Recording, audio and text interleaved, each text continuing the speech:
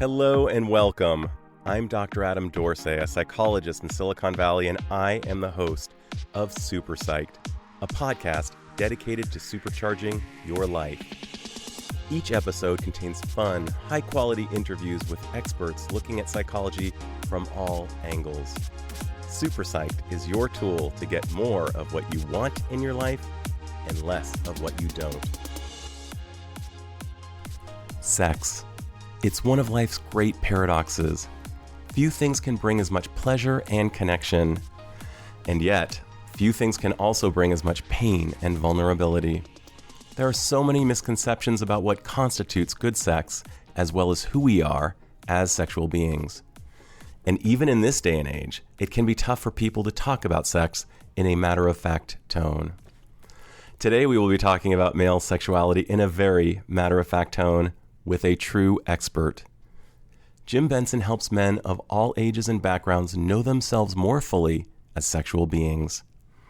For the past 17 years, he has been coaching men to experience what he calls breakthroughs in the bedroom. Jim is a certified and experienced Tantra teacher and has worked broadly in the US and Europe. So I invite you to listen in as Jim and I do a deep dive into the psychology of male sexuality. Jim, welcome to Super Psyched.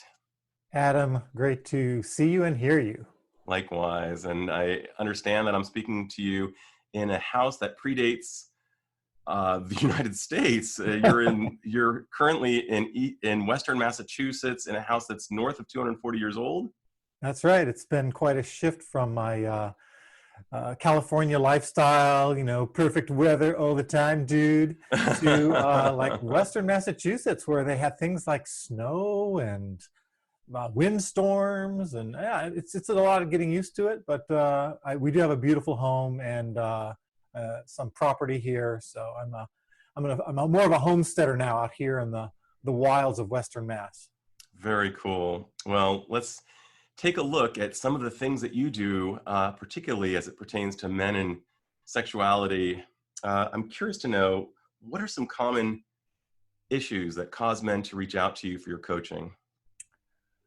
I get a lot of different things. I have guys who have very little sexual experience. So everything from, the 40-year-old virgin to guys who just feel like, oh, I never got any coaching on sex. I went straight into marriage. I was a virgin when I got married. My wife and I are fumbling around. That's one. Mm-hmm. I get a lot of guys who got divorced, and the wife kind of kicked them in the butt on the way out the door. I'm like, you never were good in bed anyway. And the guys, it's really a stinger for a guy to get that. So sometimes I get guys who come to me or like, hey, I don't have any confidence going out there anymore. My wife just beat it out of me. I need help. So there was like a final kick in the crotch as they were exiting, and they come to you saying, Jim, this may be true or this may be untrue, but I want to explore it with you. Yeah.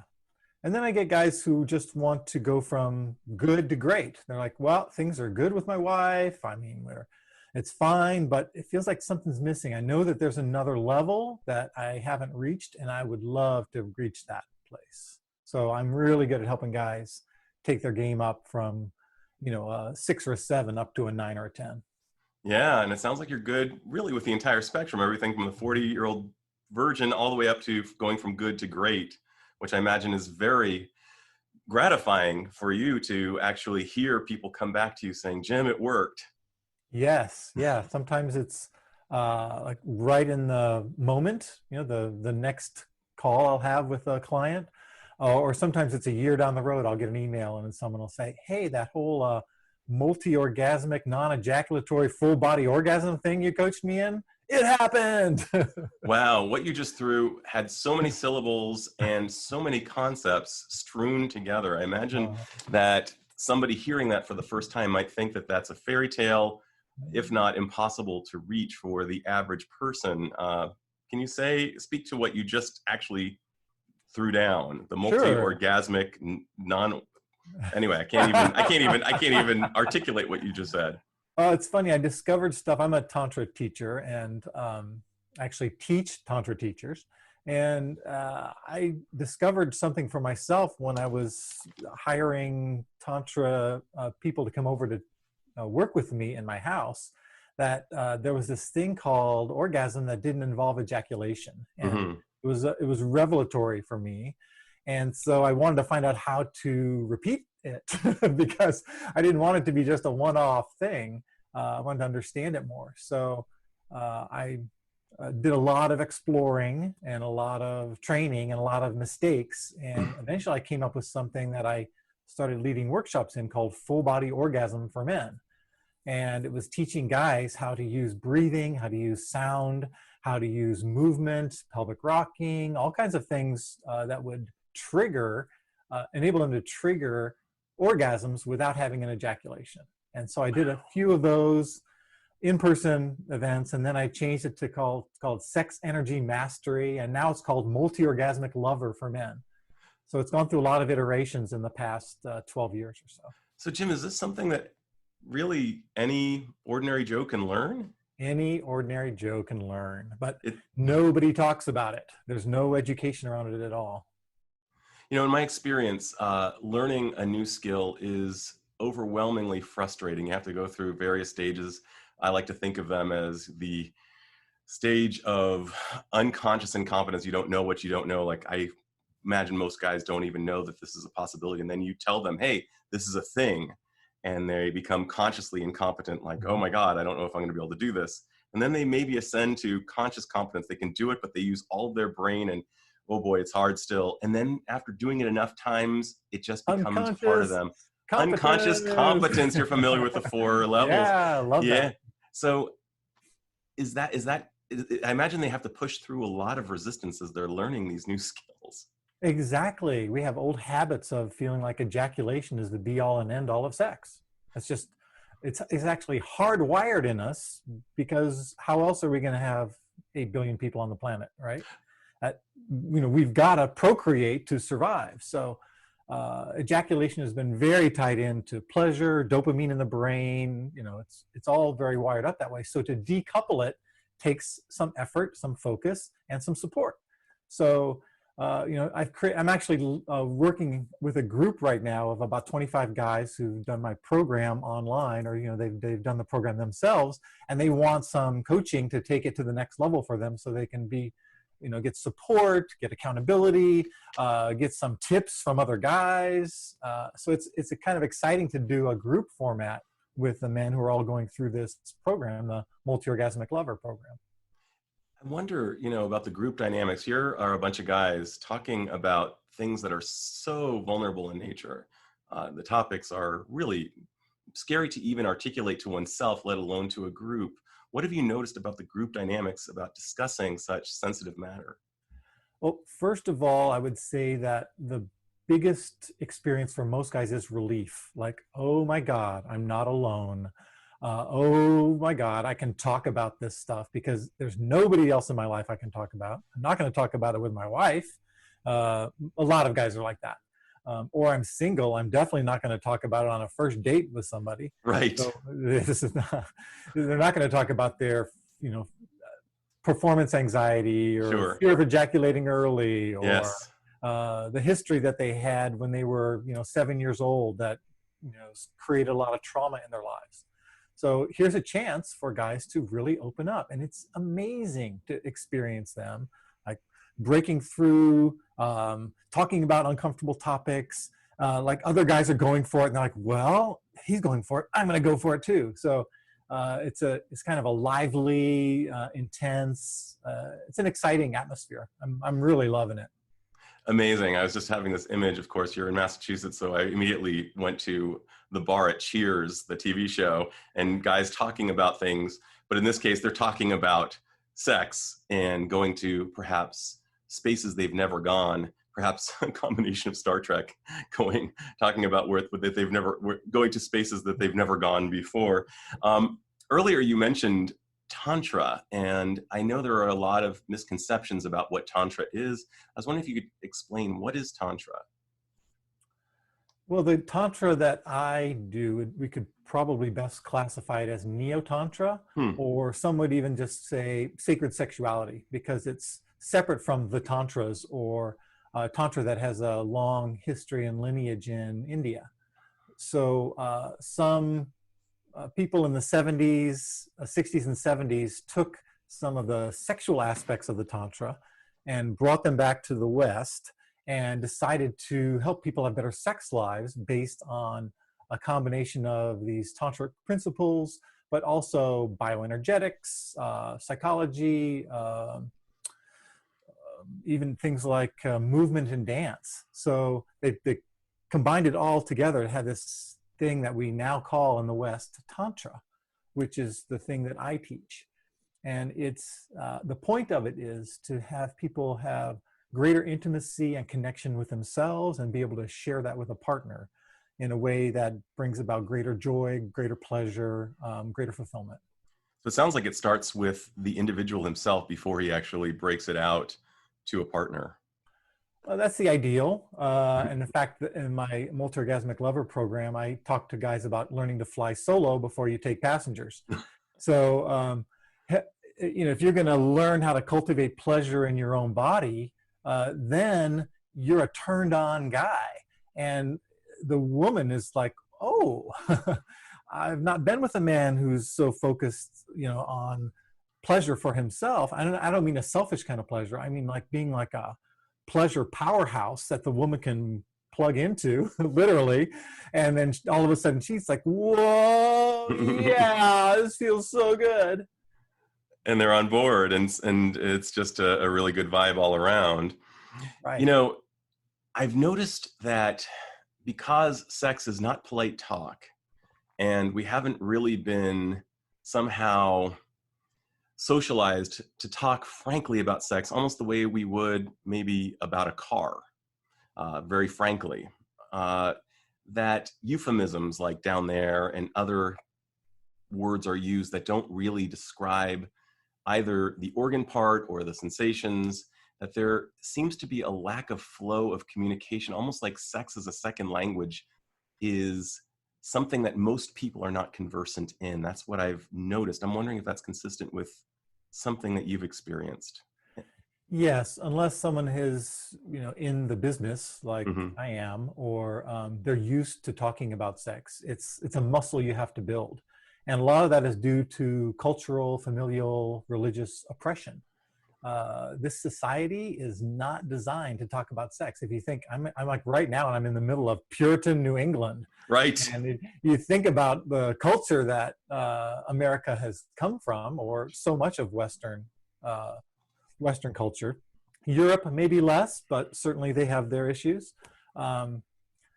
It's challenging for individuals to pull themselves up out of this kind of swamp or heaviness or shame of sexuality. Like having a body is dirty, or we talk about it in very cut off terms. Right. Euphemistic. So, yeah, exactly. So there's a whole network of different kinds of oppression that are affecting us as men, that not just affect us sexually, but also affect us emotionally. And I know that's something you talk a lot about. Right. Yeah. So talk about that for a second in terms of being even more in touch with your emotions. How does that translate into perhaps better sex? Well, if you don't mind me going back a little bit into the history of Please. let's say, when we're born as boys, or let's say boys or girls, we're sensual creatures, right? We're cuddled, we're stroked, we're smooched, as little babies and toddlers, right? But boys in particular stop being touched earlier than girls. It's almost like we're forced to be more independent. And then, in grade school, we're taught to shun girls. If you have girls for friends, what are you called? Pussy, faggot, sissy, things like that. Some homophobic or misogynistic term. Exactly. So instead, you're encouraged to become competitive with other boys, right? Mm-hmm. Let's choose sides for sports. Let's, even goes up to gang initiations. Sure. So brutal. And if you add to this a systemic denial of feelings, you can't feel hurt, you can't feel scared, you can't feel sad or embarrassed, like man up is the name of the game, right? Let's just, all of us guys have been told that at one point or another. So this creates an environment of emotional numbness, isolation, and the lone wolf syndrome begins Sure. when we're wolf pups, right? So here we are, we're isolated adolescents, we're disembodied, we're numb to feeling, and we're told that there's one place where we can get it back. And guess where that place is? Sex, right? That somehow getting laid, we're going to get back all of these parts of ourselves. Exactly. Right? We're going to notch in the belt. We're going to, yeah, but not only that, we're going to get back our sensuality. We're going to get back I'm sorry. emotion, physical pleasure. We're even going to get loved that way. So we've got a lot of pressure now to have this thing called sex so we can, recover these parts. And so there's scarcity around this. There's obsession around sex. So there's this whole force behind us of cultural and familial and religious patriarchy. All this force of how to be a boy or a man in this culture. It's all behind us, and so we're bringing all that into our sexual relationships. So we're a product of our conditioning, rather than just think of ourselves as bad or dirty or all of those things for wanting sex and not supposed to, you're going to be a stud, and like all the conditioning around that. It's painful for men to have to deal with this. So that's why I'm doing this, because I've had my own experiences around shame when I was younger, and I've made a commitment to myself to have men feel more freedom, aliveness, and pleasure in their sexual lives as a counterbalance to all of this oppression that we've experienced growing up. Right. And I kind of misread where you were going with that. I was actually beginning to think one of the places that a male could feel somehow validated was through the, quote, notch in the belt, and that sex becomes a pursuit of that rather than a pursuit of emotional connection. Right. And how long will that continue for him until he's feeling kind of empty? It's not sustainable. Right. It's interesting. I was working with a guy, and he was in his 30s and in incredibly good shape in terms of where he fell on the spectrum of sexuality and sexual identity. He really rocked a fairly solid hetero identity. He was physically well. His testosterone was north of 600, and he was experiencing erectile dysfunction at 28. And this was going on until he was 30 something. And it stopped as soon as he had an emotional connection for the very first time with a woman who he deemed safe. And he checked in with me not so long ago. And for north of a decade, he's just been so connected emotionally and sexually, and so horny for his one person. He couldn't even imagine that it was possible that he could be horny for a single person. Interestingly, another factor was he was fine with the one night stand. He could get hard, but he couldn't on the second night and moving forward. And what he and I began to realize was that he could enjoy the novelty of the first time, but after that, his head and heart couldn't lie. And he could not get hard. Yeah, I've seen exactly what you're talking about many times. And there's also the opposite, where guys can't get hard the first time. There's too much pressure and there's too much anxiety. And then there's guys who show up really well for the first couple of months, and then it starts to fade, or it's just exactly, everybody's got a different story that affects their sexual experience. Well, that's a fascinating one. When somebody perhaps becomes desensitized to their lover because he's seen her naked so many times, and the newness is somehow gone. Are there ways that you know of keeping it hot? Well, some of the reasons, where I was just going with that as you were speaking was a porn dependency when you were younger or not so young, Right, right? right. And As they say in Avenue Q, I don't know if you've seen the musical, but they have an Oscar the Grouch like character who's a puppet who sings "The internet is for porn." yeah, I mean, if you've been raised on high-speed internet porn since you were young, and you've got your brain on porn, right, is all lined up where you're getting your dopamine hit from this ever increasing levels of stimulation, and now you're in a relationship with a live woman, and you're not getting that variety or that intensity. That could create some issues around your turn on. Sure. And even the stimulus of a man's own hand can really alter the process of being able to enjoy typical vaginal sex. Right, which is a great way to be able to learn how to communicate to your partner about what you're wanting and needing. So if you're needing something different, a different angle with her, or maybe you want her to use her hand or her mouth a different way, or you need to coach and encourage her, what's the best way to do that? So those are some of the things that I talk about with guys, like how to talk to your woman about sex so that they feel like they're not being criticized, but you can do it in a way that has them on board as an ally in your pleasure. I'm wondering also, just kind of going back to the porn concept, it's here. We can't put the feathers back into the pillow. They are flying around. Right. And I'm wondering, is there a concept of either too much porn or perhaps even the just right amount of exposure to porn? And I'm wondering what your thoughts are on that. That's a great question because it's very delicate territory. If you have people who tend towards addictive personalities, as Sure. you know, and you show them a sexy video that's not even porn, it could send them straight into a porn fest. Right? And there's it's a slippery slope and very slippery. No pun intended. Right. So there's that aspect. But occasionally I will send guys porn clips guys who I work with, and I'll send them particular porn clips because it might show a very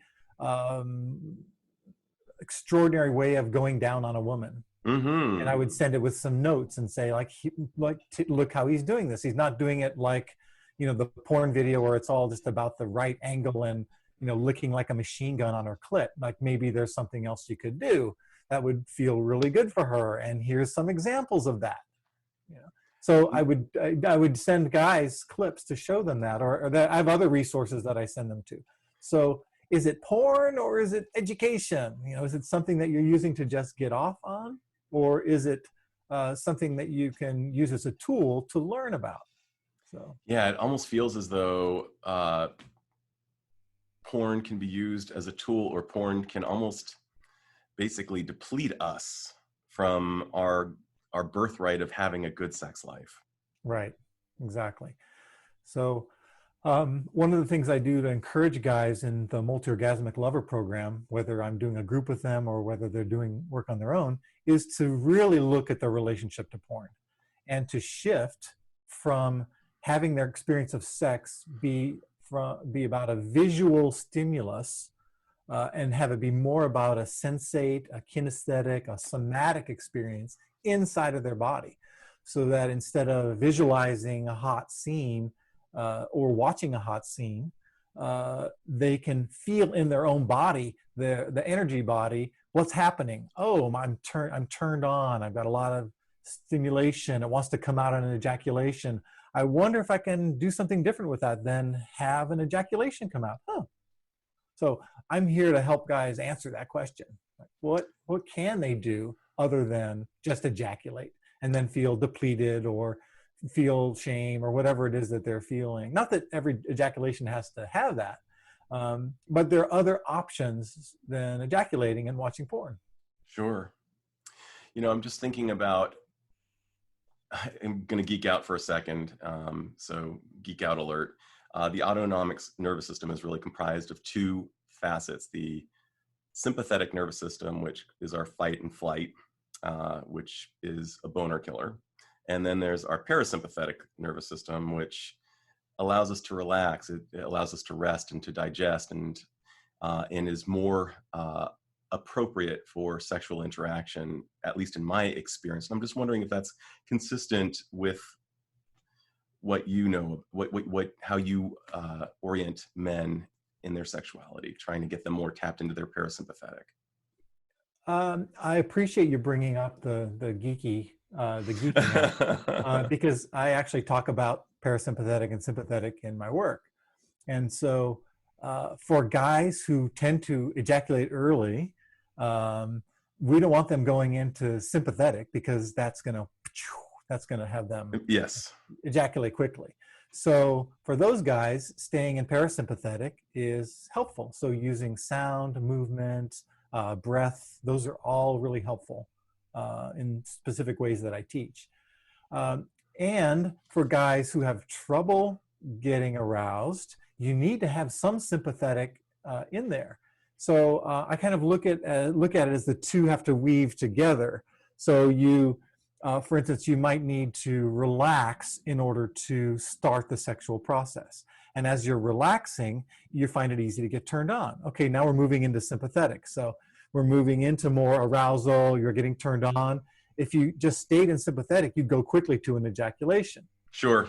So how do we shift back into parasympathetic so we can extend our arousal phase and kind of play back and forth between those two? So you come to the edge and you go, I'm going to do some breathing. I'm going to do the processes that Jim has taught me. And I can stay there longer. Oh, okay, now I'm going to ramp it back up with some sympathetic. I'm, more turn on, more build up. Oh, I'm going to come on back. So you find a way to dance between the two. So you're not stuck in one or the other. It's interesting to hear you say how these both are important in good sex. And I'm thinking about a concept, another geeky concept in psych that's fairly easy to understand, and that is the concept of optimal levels of anxiety. Like too little anxiety and the rocket just does not take off. There's not enough energy behind it. Too much anxiety and the rocket explodes before takeoff. And it sounds like there's just a nice, happy medium that we're constantly trying to tread. Right. And for guys who are used to just turning on the engine and blasting off with the rocket, that usually through porn, right? Right. Or masturbating through porn, right? Sure. Or with a partner, the quick trigger. Those guys really benefit from learning techniques to enter the sympathetic realm or the parasympathetic realm. It's so helpful to have those tools available. So now you're more able to relax in sex and you're more able to connect with your partner and really be present, right? And so you're right there with them as opposed to feeling like there's an agenda or you've got to make this thing happen or there's pressure. All that stuff starts to push the sympathetic buttons and, create results that you don't necessarily want to have. One of the things I'm really loving about your description is the concept of attunement. It sounds like really good sex requires mutual attunement as well as attunement to oneself. So there's just a tremendous amount of presence that must be tremendous amount of presence that must be present for good sex. And that's one of the things that's most difficult to help men understand, especially a lot of the guys I work with who I would say, I don't know, for some reason I attract a lot of engineers or guys who are just very, right. Either computer scientists or mechanical engineers or it's like, yeah, exactly. I just for those of you who are listening, I just waved Spock's the Spock greeting. Live long and prosper. Live long and prosper. But yes. Logic rules, right? Logic rules. How do you shift from the mindset of strategic thinking with men, because that's how so many guys approach sex? It's like, well, let's see, I'm gonna move in, and if she seems open to that, then the next step I'm going to do is try to give her a massage, and then I'm going to try kiss her neck, and like there's like a whole sequence of things that guys will do. Protocol. Exactly, to achieve the eventual result, which is ejaculating inside of her. Yeah, I did it. Success. But is that really success? It's like the focus is all about you're not actually fully present in the process. You're a strategizing mind that's attached to a body that you're trying to control and also manage at the same time, while there's this other person that you're trying to deal with. So it's all very mechanistic, as opposed to, relaxing and seeing what unfolds with a partner. And I think for the majority of men, that just sounds really either scary or stupid. What about it is scary or stupid? I think it has to do with your relationship to the unknown. There's some way that if you can control this very mysterious process that is the source of life, then you'll have power, success, or love. You'll be getting these things that have been forced out of you through all the oppression that you've experienced when you were younger. So how can you be comfortable with this unfolding thing in a way that many women are more comfortable than men? It just seems that way. Women are more about the process than about the goal. And it could be more of a being versus doing thing that's wired into the masculine mind or the feminine mind. But I would love it if, and I know that so many women would love it, if the men in their lives were able to allow things to unfold. I don't mean just being passive. I mean being attuned to your inner voice that's saying, like, do this now, do that now. Like if you're listening to your intuition and you're able to listen and follow the instructions that are coming to you, which some of them might not make sense. They might be a little crazy, but to follow that and see what happens with your sex life when you're doing that, that would be a worthwhile exploration for 95% of the men out there. Amazing, Jim. As you're describing this, I'm thinking about I spent 2 years learning improv skills, and so much of sex and improv really are confluent. And I'm also thinking about just the ability to tolerate ambiguity is so important, and having trust in your partner is so crucial to really foster that ambiguity tolerance. Is that consistent with your understanding? Totally. Yeah, we could call it ambiguity. We could call it groundlessness. Mm-hmm. We could call it the mystery. And if you think, you and I are talking right now during the time of the coronavirus. Right. And I think one of the learnings that's going to come out of this is an ability to tolerate a mystery. Mm-hmm. We don't know where this is headed. Mm-hmm. By the time some of you are listening to this, you'll be able to talk about it in a different way. But it's the whole world is being forced to accept a greater mystery that's occurring right now. So how do we do that? How are each of us needing to shift inside in order to have this be less about an oppressive force that's causing pain and death and mayhem in our lives, loss of jobs, it could be filtered that way, but it could also be filtered as the birth of something new and a way to approach the world that is more life-giving. And how could we do that with our sex lives? That's the translation we could make. And wouldn't that be an amazing outcome of this sabbatical that's been imposed upon us? A sabbatical that none of us had wanted, but it's the sabbatical that we have. And wouldn't this be a great time to cultivate better sexual communication between partners to come out of this more together? I'm just wondering, what have you noticed is important about maintaining good sex in the context of a long-term relationship?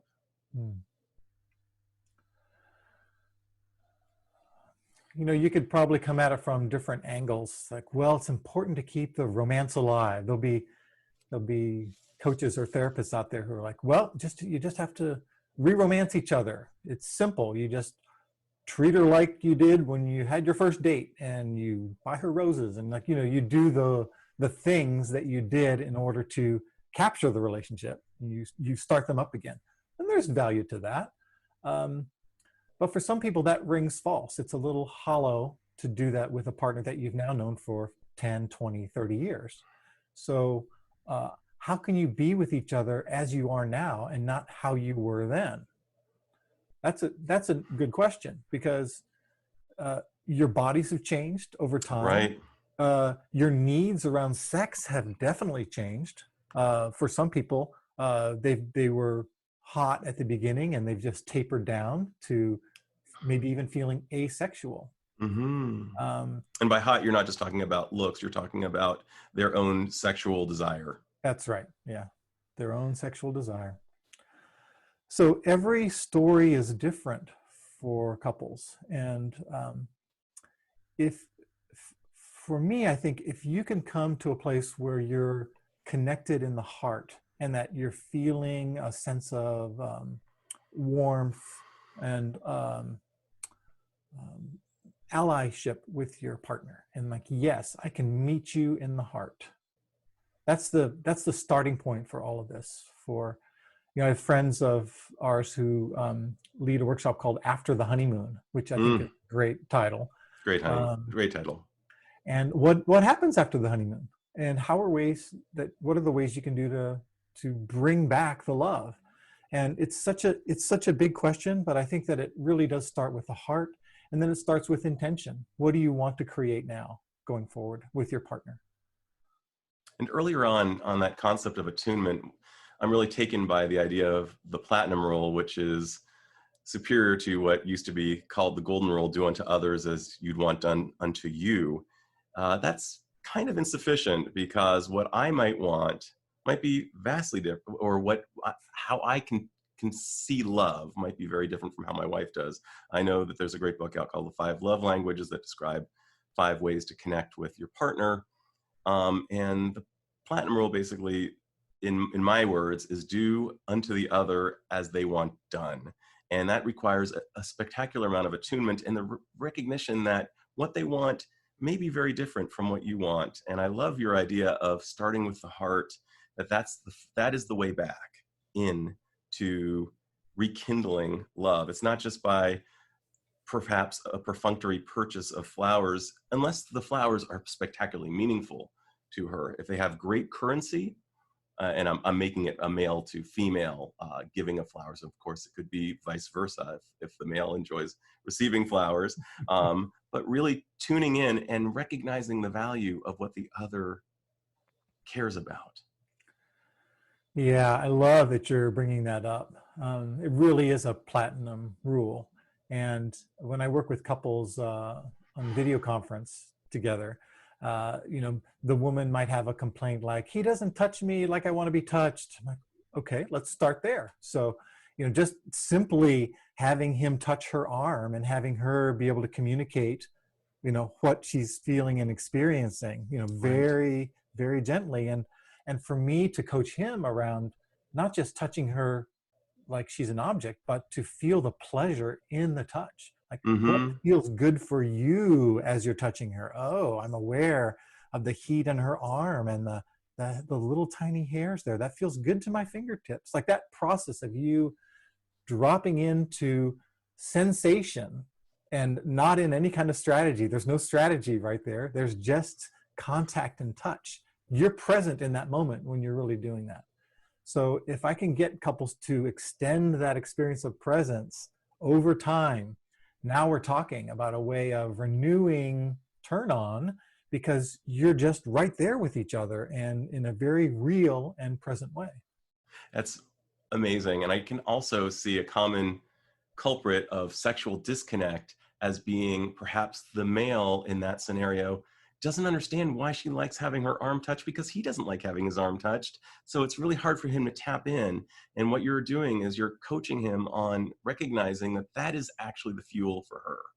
And if you want her to drive the distance and enjoy being with you, that is what is necessary. And you're also helping him cultivate an enjoyment of providing and tapping into his own emotional and physiological experiences around giving that pleasure to his partner. That's Yeah, powerful, Jim.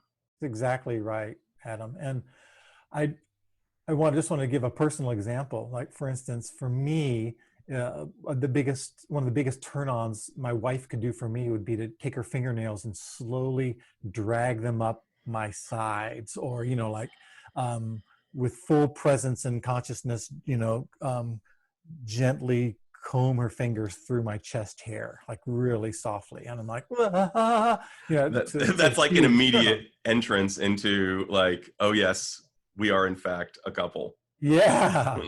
And so because I like that so much, I want to give that to her. This is the golden rule, right? I want to touch her that way. And it's like, she hates that. Not her thing. Her crazy. She's like, honey, platinum rule, platinum rule. Are you serious? You actually, that's so funny. You guys use that word? No, I'm just using it because. Oh, that's really funny.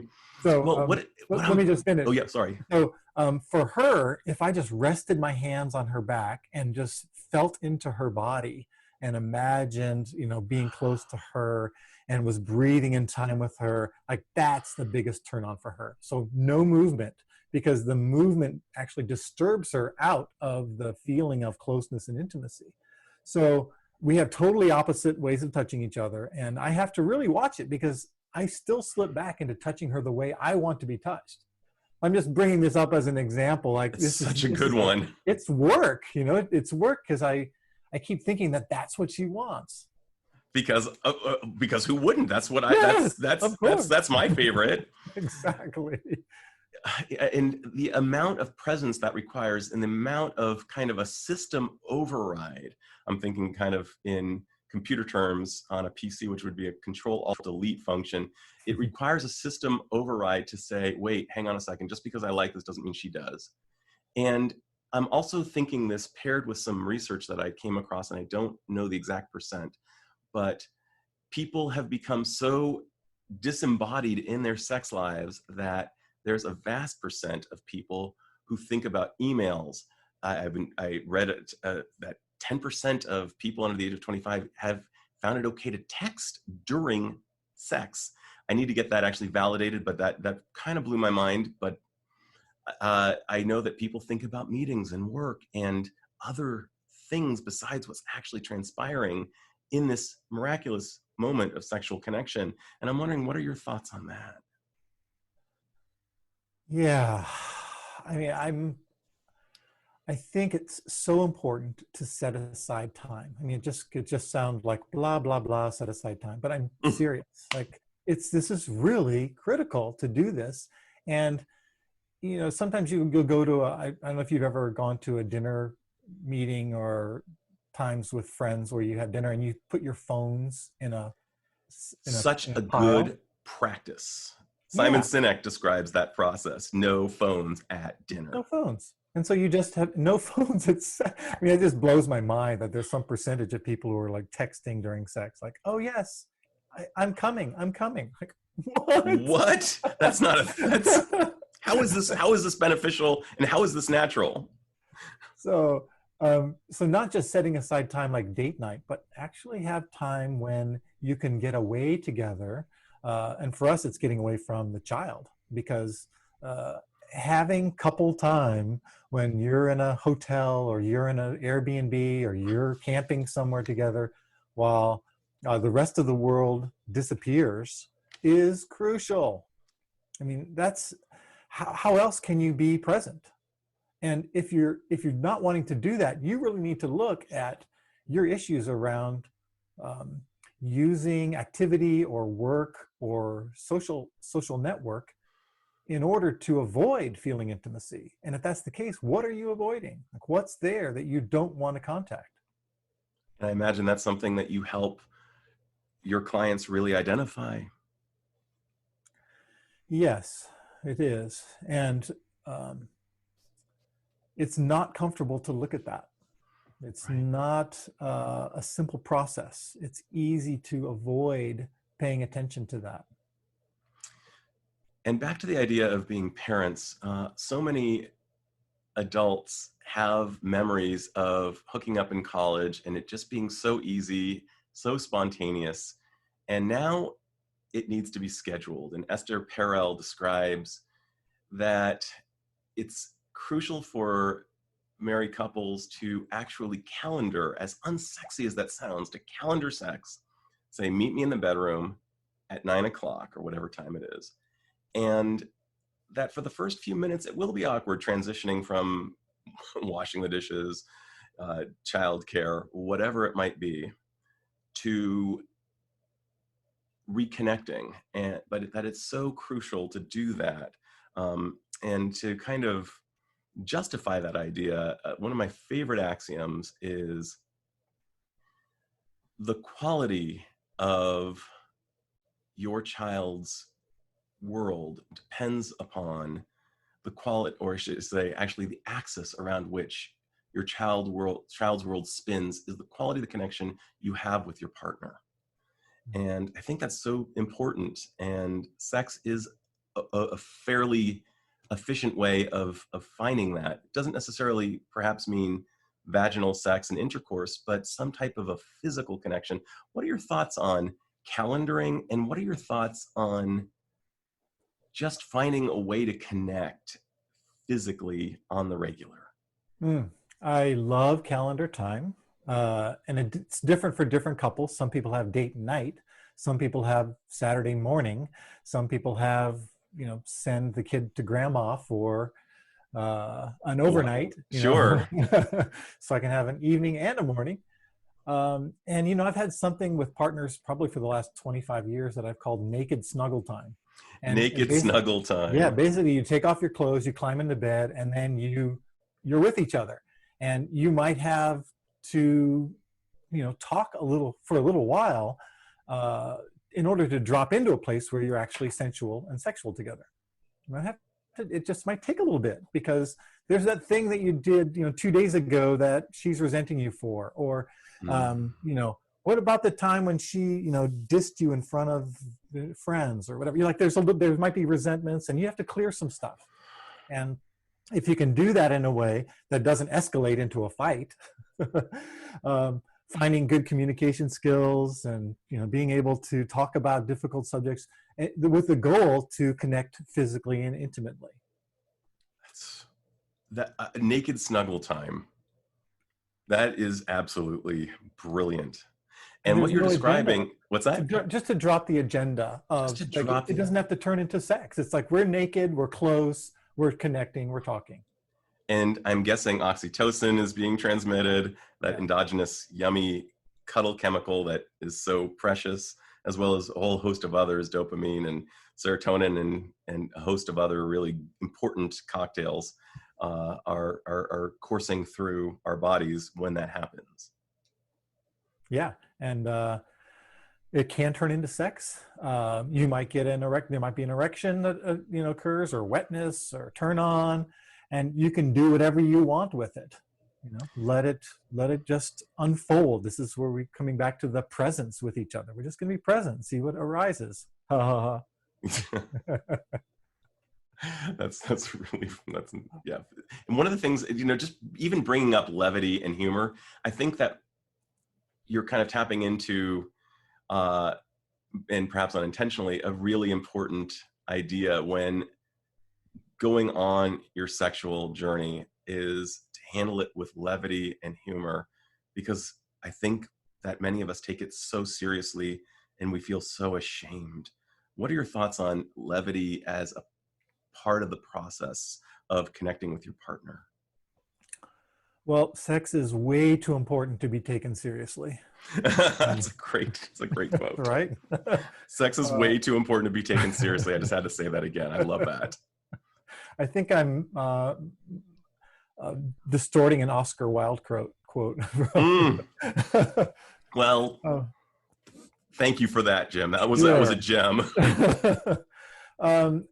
I mean, I'm a huge fan of levity, and I don't mean making, goofy guide jokes in the bedroom, unless your partner can hang with that. But Great distinction. you know, a lot of women, you know, if you start, they're actually looking for sincerity and but also levity. What's that good blend, right? So you can be sincere, but you're also bringing in a little playfulness in a loving way.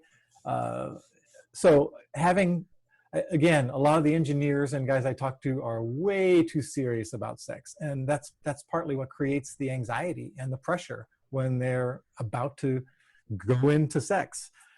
And in fact, I just had a conversation with one client the other day where he talked about the phases. He's like, phase one, we're making out, I'm turned on, it's feeling really good with my partner.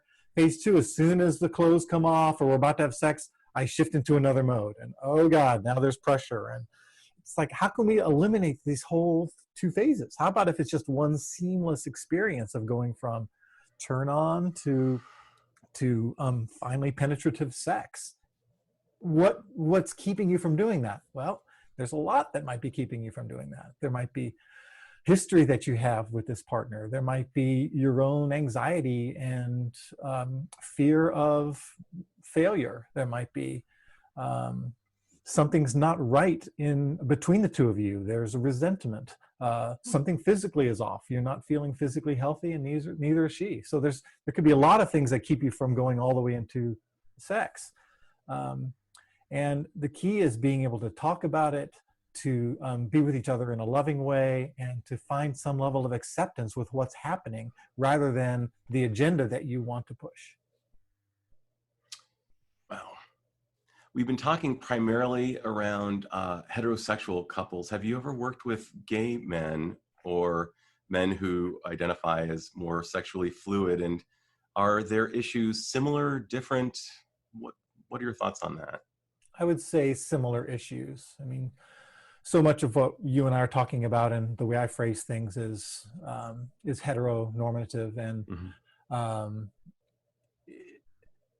intimacy is intimacy, right? I mean, there's different structures that gay men have been raised with. Maybe there's more of a hookup culture or more of a focus on attractive bodies, or I think there's a different culture, but there's also more comfort in talking around sex in general in gay culture, and there's more relaxation around less what would you call oppressive thinking, because a lot of gay people have worked through their own oppression in order to have a successful relationship, coming out of the closet, that whole process of relating to people. So they've already had the experience of breaking through some level of oppression that the more hetero culture might still be affected by. Through a really introspective process, it sounds like. Yeah, or just the courage it takes to come out sometimes. Yeah. And to withstand a culture that may not accept that aspect of yourself. And you know, things have changed a lot, say, than from the 70s, say, if you came out then. Sure. And still there's stigma attached to it. Yeah, so while it's more welcoming perhaps than it was in the 70s, it's still not perfect, and there's still a stigma, and that there are similarities and differences. And obviously we're using, you know, broad brushstrokes to kind of address the many rather than the few, and I'm guessing there are just all types of variations. One of the things that I loved about Albert Kinsey's studies was his finding that every human being is a snowflake when it comes to sex. Every person is so individual. There are some maybe things that we share in common with others, but the gestalt, the whole of the person, is so individualistic when it comes to sex. And that tapping in the way that you're describing, really giving men the freedom and the tools to tap into who they are, is probably a really big gift and a benefit that comes out of working with you. Yeah, I love that my work is about seeing those snowflakes and not doing any kind of cookie cutter process, because even though some men may report a similar issue as other men that I've worked with, each man is different and has had a different history, and it doesn't mean the solutions are the same. So part of the mystery and the joy for me is working with all kinds of different guys with all kinds of different backgrounds and trying to find that way to get in there and be like, oh, so the way these combinations work produce this result. Huh, interesting. Let's see what happens if we throw this in the mix. So it's more of an exploratory, adventuresome, light and playful, often, if the man I'm working with is able to go there, experience. Gosh, Jim, I love how attuned you are. I can just hear, just in the way you're saying things and what you're saying, that you really tune in very deeply to the men with whom you work. That's a huge gift. And as time is running out, I have two final questions. The first one is there something I should have asked but didn't? Oh gosh, it's a tricky one, Adam. Throwing that Tricky one. curveball in there.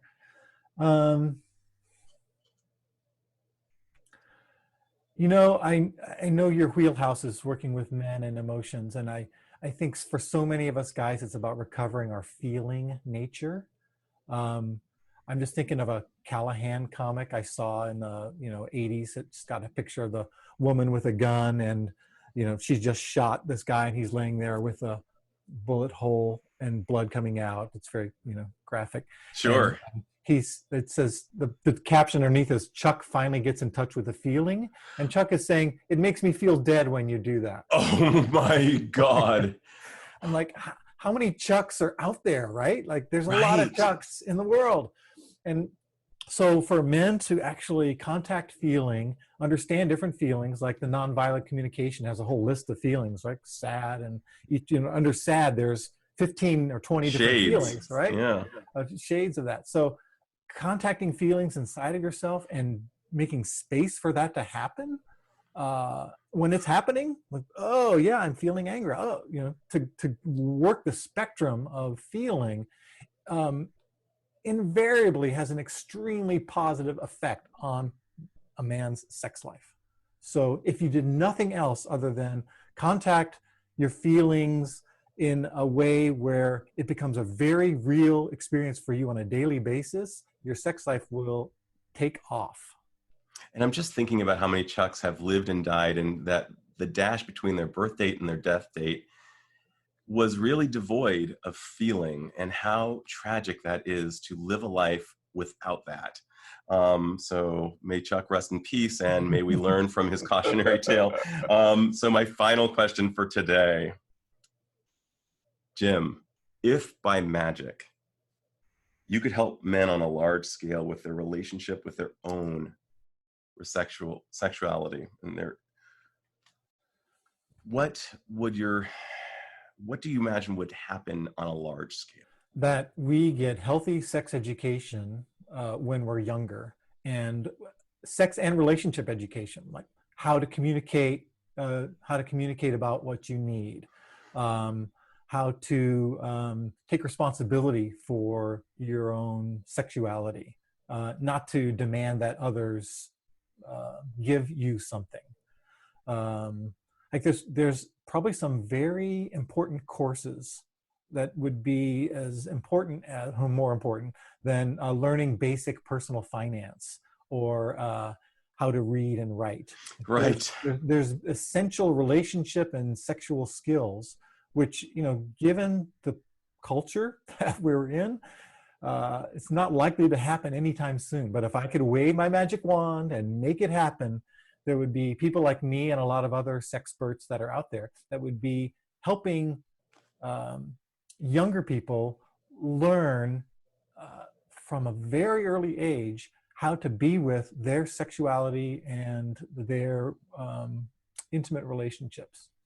I love that idea, and I imagine that people would be nicer to people if they were having better sex in general and just better sense of who they were sexually, that people might be less prone to cutting someone else off on the road, or perhaps more forgiving when they were cut off, if by chance sex was just improved on a large scale level. Well, Jim, I can't thank you enough for your time.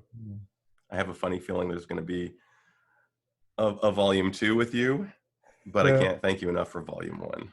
Oh, Adam, it's such a pleasure to be with you and to feel what's drawn out of me by your insightful questions and your comments. So this past hour has been a total pleasure for me. Thank you for thinking of me.